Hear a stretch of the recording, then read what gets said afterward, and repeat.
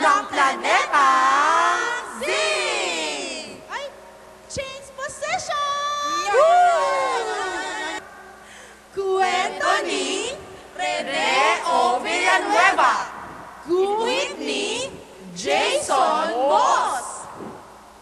Ang mga Zebra Gazzi ay mga nilalang mula sa planetang Z.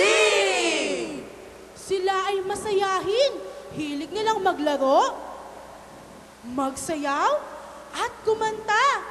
Lalo na kung panahon ng Kapaskuhan. Maglaro tayo!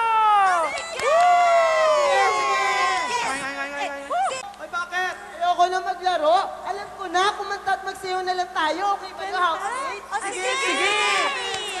6, 7, 8. Ding dong, ding dong, ding dong, ding dong, ding. Feliz Navidad, la la la la la.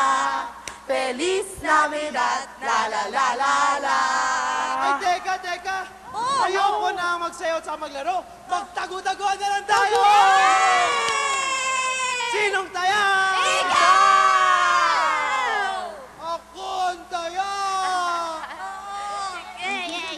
Uy, mga bata, tulungan nyo na lang ako magbilang ng 1 hanggang 3. Okay ba yun? Okay, bilang tayo. Sagot! 1, 2, 3. Wala akong makita. Tuwing gabing maliwanag ang buwan, mahilig ang mga Zebra Gazzi na maglambitin sa mga puno at bubong.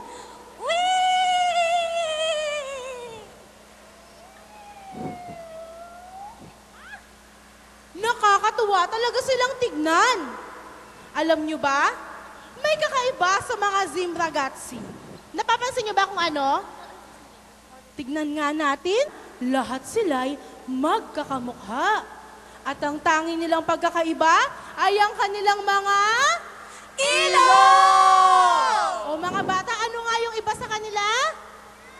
Ay, ang hina. Ano nga ulit yung iba? Iba't iba ang hugis ng kanilang mga ilong. Yehey! May kasing haba ng candy cane!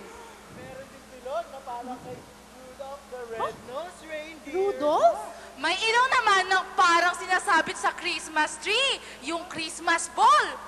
Meron din namang singhaba ng turotot. Ngunit, kahit ano pa man ang hugis at haba ng kanilang mga ilong, tunay silang pinagpala. Dahil, iba't iba ang gamit ng kanilang mga ilong. Kung saan-saan nila nagagamit ang kanilang mga kakaibang ilong.